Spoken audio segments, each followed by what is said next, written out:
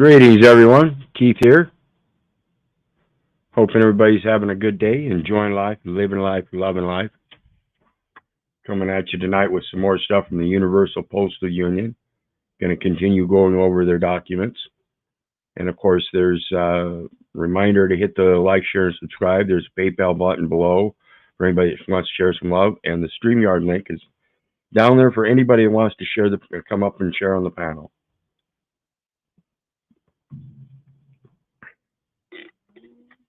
Multi-dimensional Meta Magician. And that is the Appalachians up north in New Hampshire. Set of mountains known as the White Mountains. And let's see here.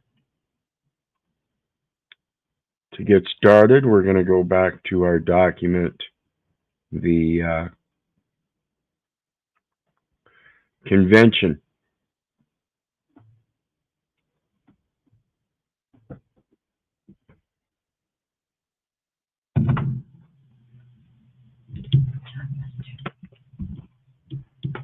Let's see here.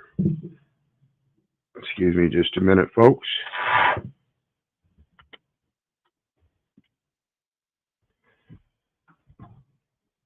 Okay. Back up here, definitions. We want to finish up with these definitions. And we ended up with, what was it? Closed mail, labeled receptacles, sealed with or without lead containing postal items. We're talking about the closed mail. And what they mean by closed mail is the same thing with open mail and closed mail. It's actually talking about letter post items where you have a classification or public or private. If it's public, it's called open letters. If it's public, it's called open letters. If it's private, it's called closed letters. And those are still entries into the mail as opposed to going through the mail. Two different terms, in and through. Then we have misrouted mails, receptacles received at an office of exchange other than the one mentioned on the label.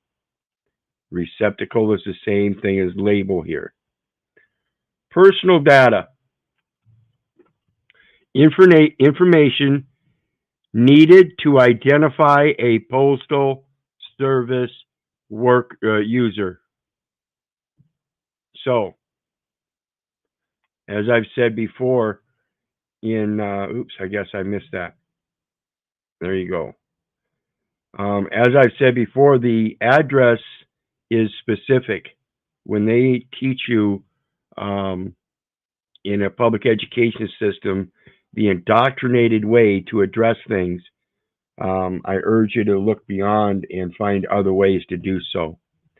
I use a 5-line address. I used to say 4, but I started using including the United States of America at the very bottom on the 5th line. But I use the first line, Brother Keith, : stop, in Ecclesia, : stop. Notice there's no last name. And then the care of is care of, : stop, Joyce, : stop on the 2nd line. And again, there's no last name. So the personal data is the information needed to identify a postal service user. So if Keith is the user and he's using it in his private capacity, does he have to give his legal name? Can anybody tell him he has to give his legal name in order to use it? No. It's for public and private use.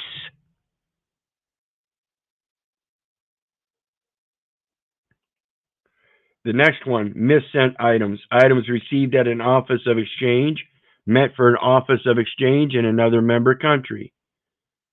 Transit charges. Remuneration for services rendered by a carrier. in the country crossed in respect of the land, sea, and or air transit of letter post items. Transit is the term,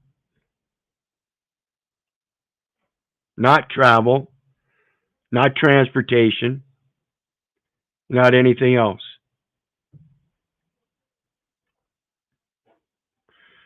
Terminal dues, designated operator, any governmental or non-governmental entity officially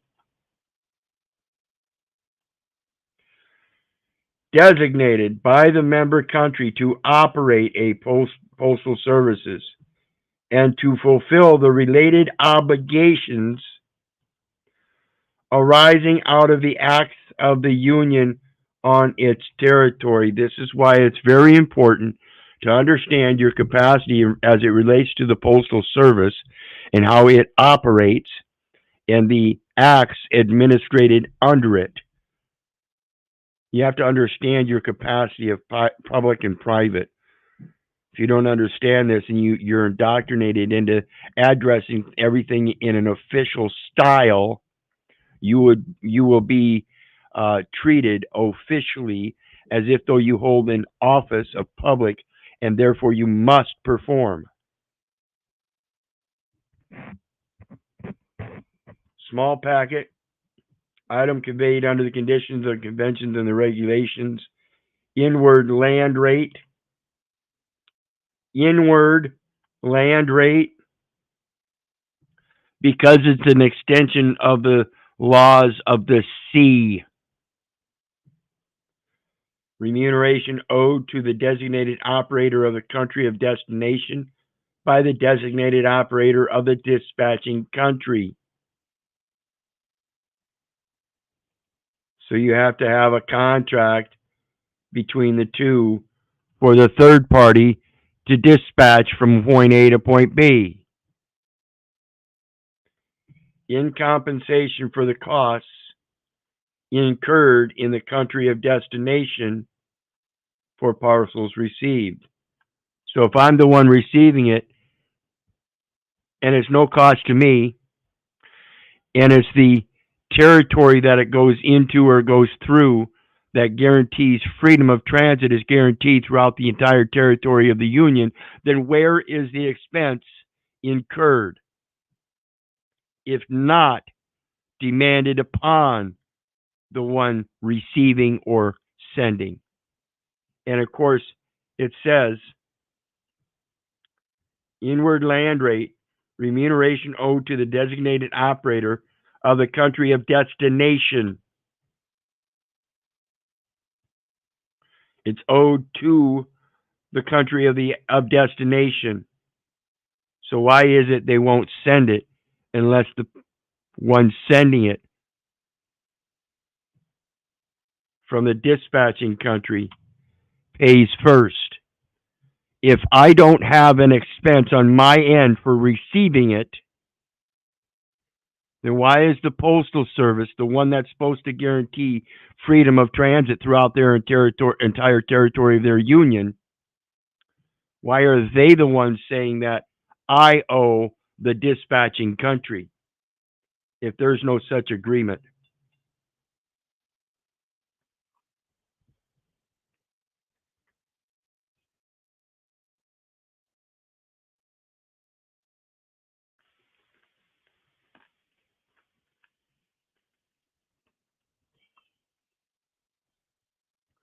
Transit land rate. Remuneration owed for services rendered by a carrier in the country crossed in respect of the land and or air transit of parcels through its territory.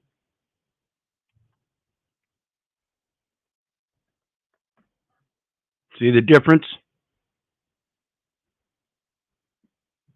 Inward land rate is remuneration owed to the designated operator by the dispatching country for the costs incurred in the country of destination for parcels received in, as opposed to through. Okay? If they're all countries in the territory, then the only reason they would charge you is upon the delivery. According to these two, the only reason they would charge you is upon delivery if it incurred costs somewhere else prior to that.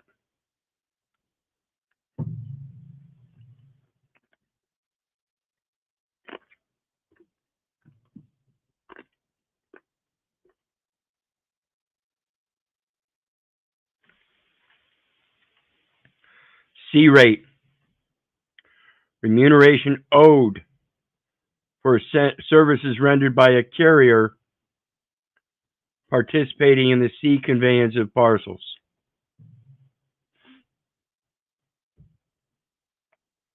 C rate is remuneration owed for services rendered by a carrier participating in the C conveyance of parcels. So we see here it's the ones that are taking across the sea that are initiating the service charges by their rates. Inquiry. A complaint or query relating to the use of postal service submitted in accordance with the conditions of the convention and its regulations, not your local postal service. That's an administrative process. And by using it and using the legal name with the legal address and the legal trust and not expressing it in any other manner, you've been indoctrinated into an administrative system in all of its aspects.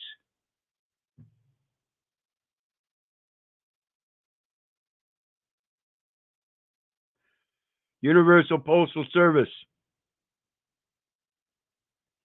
The permanent provision of quality basic postal services at all points in a member country's territory for all customers at affordable prices.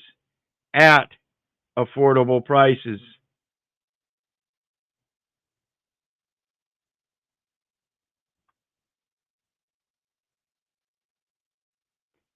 Universal Postal Convention, Section 1, Article 1, definitions.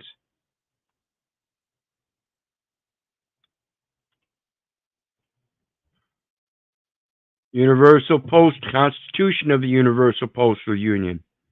Preamble. Article 1.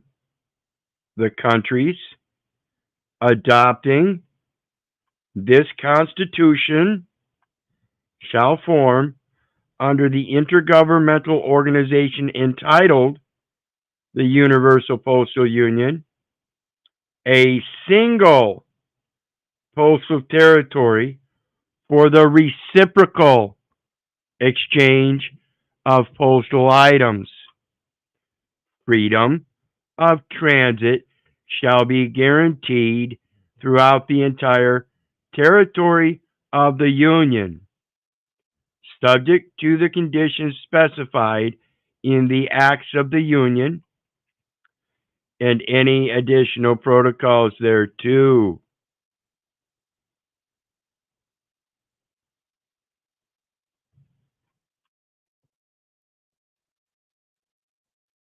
So, when we look at those two and we see how they work together, that last one we read talking about it shall be affordable prices, and that affordable price is already mentioned in the Constitution. Freedom of transit is guaranteed, and it's a matter of reciprocity. So if I don't charge them for the reception of mail, then they're not supposed to be charging me for giving it. That's equal consideration. The difference is how you present the indicia on the envelope? What does it indicate on the envelope? Are you using all caps name as a corporate entity and a legal name of situation of a corporate activity in public? Or are you using your private capacity as you've been instructed? Or don't you know how to use your private capacity? Don't you know how to express your privity? Like I said, first line has my first name on it with other qualifiers, but it doesn't have a last name. The second name, the care of, the reciprocal exchange, and then of course it doesn't have a last name either. And then of course the point of final destination, and it's under the express trust of, and it's within the bounds of the United States of America, not United States the corporation. And the zip code has square brackets around it to show that we're not operating in the corporate capacity, and it has nothing to do with that public trust as a corporate entity. We are outside of that as the benefactor to that public trust, and that public trust is an extension from these very documents that we're reading now. Anybody tries to say anything different, they're lying to you.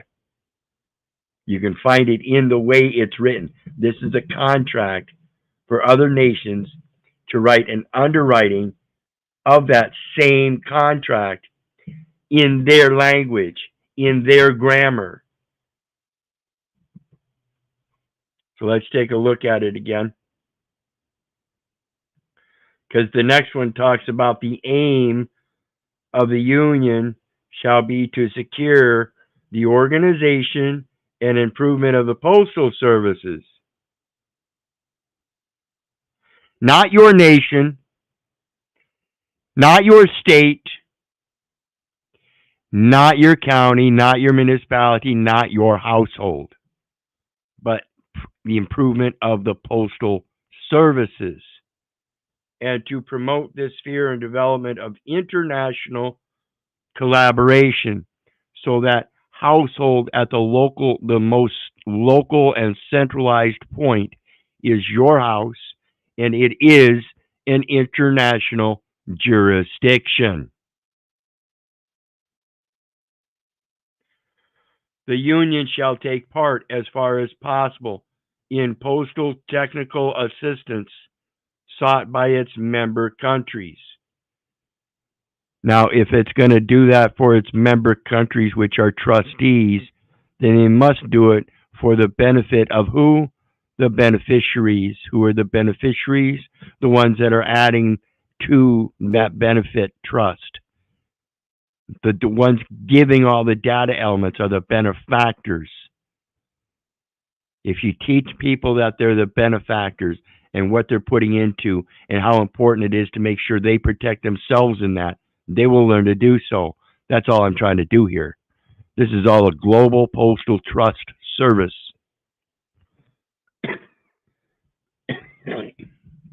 These are the contracting terms and conditions for the nations. But yet, again, like I've stressed many times, this is a matter with a view to developing communication between peoples by the efficient operation of the Postal Service, not the nations. Quit speaking through the nations and learn how to speak directly to the big dog.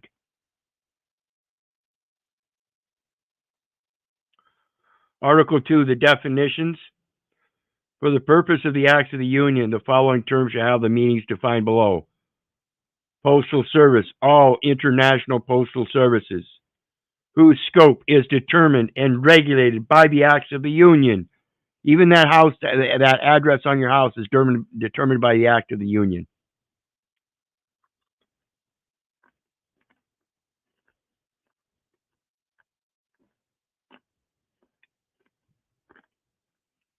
Whose scope,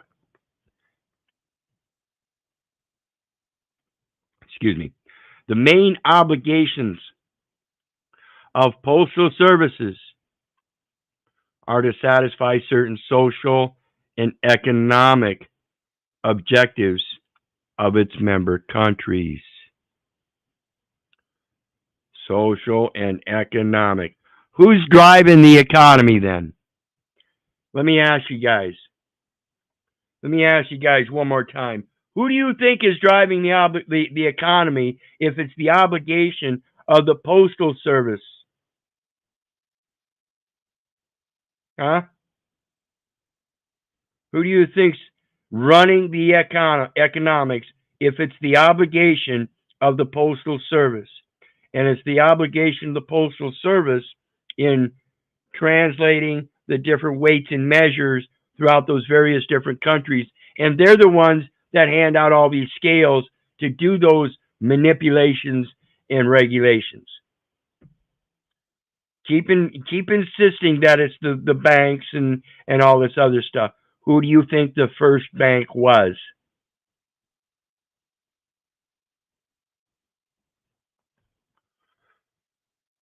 Let's look at it again. By ensuring the collection, processing, transmission, and delivery of postal items. Again, commercial items, economic items, and they do through certain social classes, and everybody is part of that popularity contest in the social class by the neighborhood they live in. That nice neighborhood with that nice address on your house. Whether it's a dump of a neighborhood or $1 million section of town.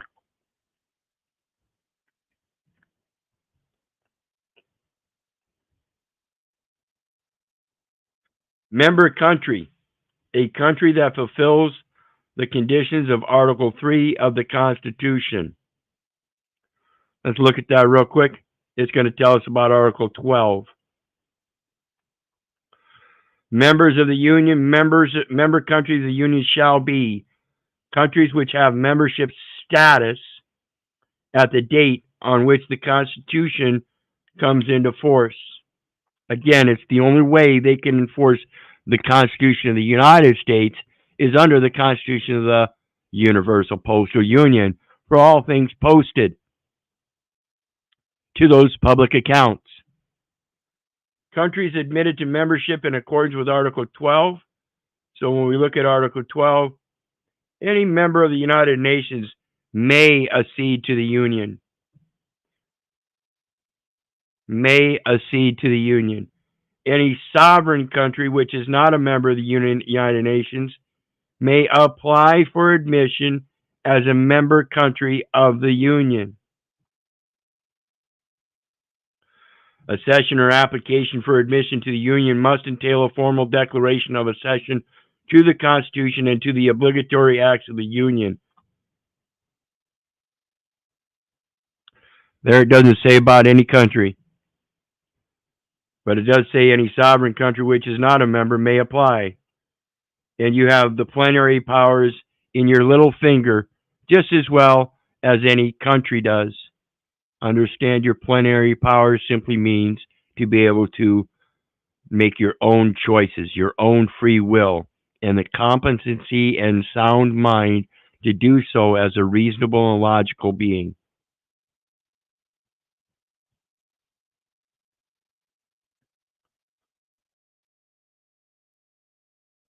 So, the single postal territory is in agreement again with the convention's protocols. The obligation upon the contracting parties, again, saying the obligation is upon the contract, and you have to be a party to the contract, not somebody merely mentioned as a beneficiary and then indoctrinated into believing that you are part of that contract.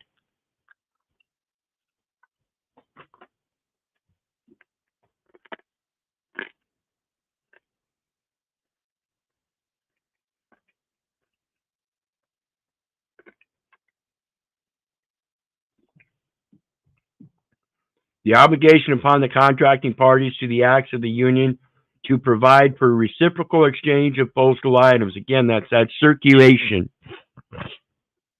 Reciprocal means like kind, back and forth, quid quo pro. I give you this, you give me that.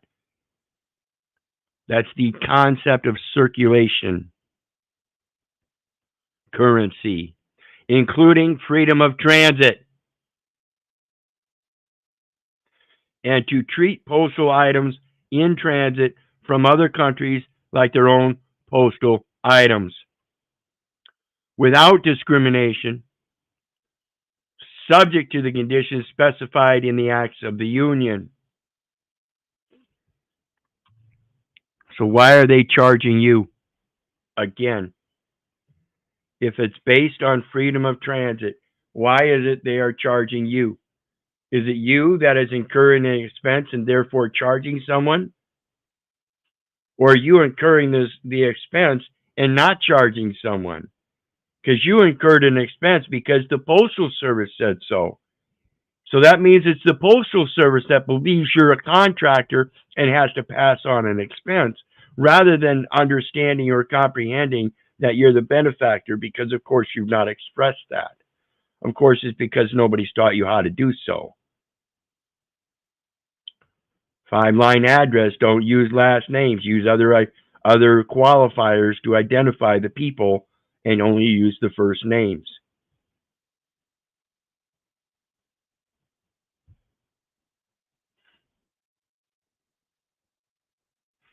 So anyway,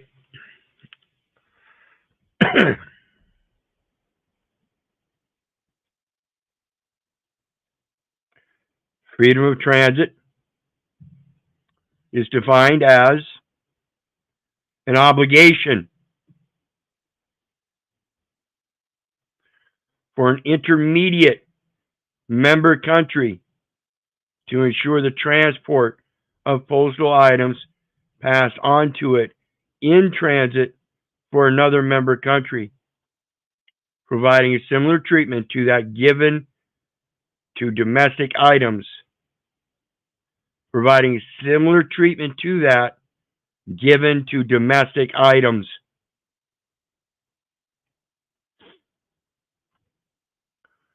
Subject to the conditions specified in the Acts of the Union.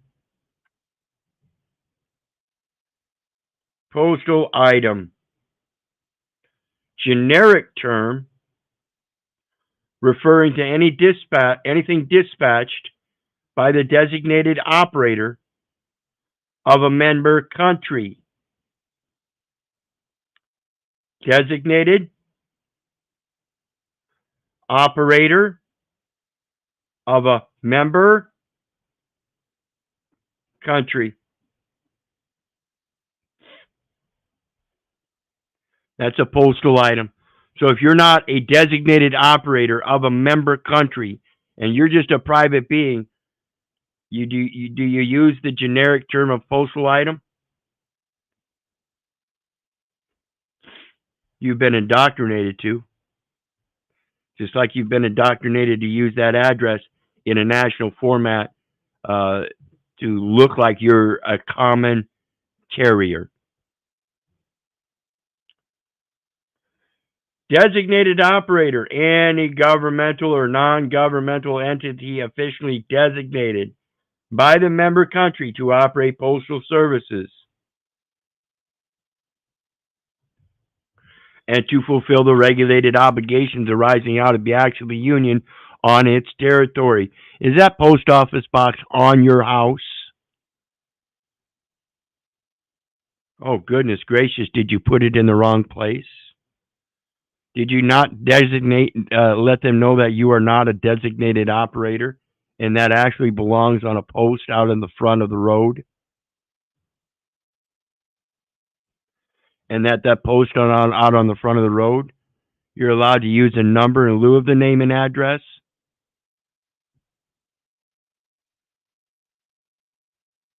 See where we're going? The very people that are supposed to be doing this and have that obligation, the obligation of freedom of transit through their territory from point A to point B. And what are they doing? Instead of fulfilling that obligation, they are treating you as a common carrier because you are telling them you are in a style of grammar that you've been taught to do so.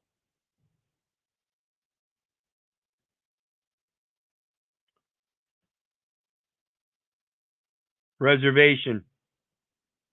An exemption clause whereby a member country purports to exclude or to modify the legal effect of a clause of an act other than the Constitution and the general regulations in its application to that member country. It's already applied. All you have to do is exempt yourself by that classification that you are not such officer. You are a final destination. You are the one that is supposed to receive the benefit of that very global postal trust service.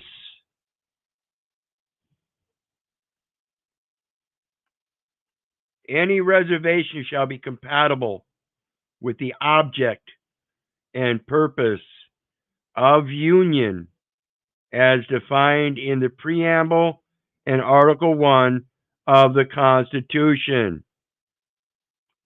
It must be duly justified and approved by the majority required for approval of the act concerned and inserted in the final protocol thereto.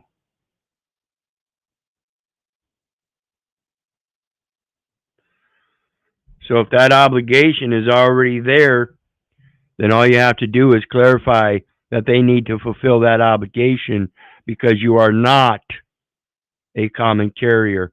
You are not a resident. You are not a United States citizen. You are not a tenant. You are not an occupant. You are not operating in a legal capacity.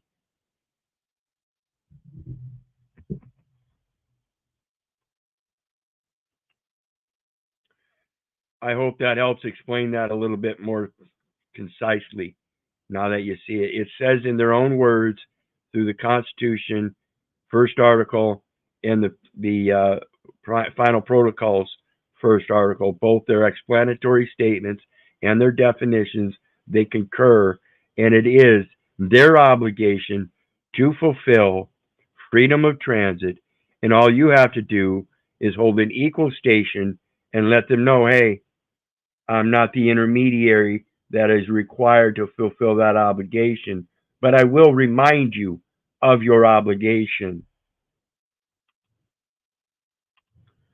So with that, I'm done for tonight.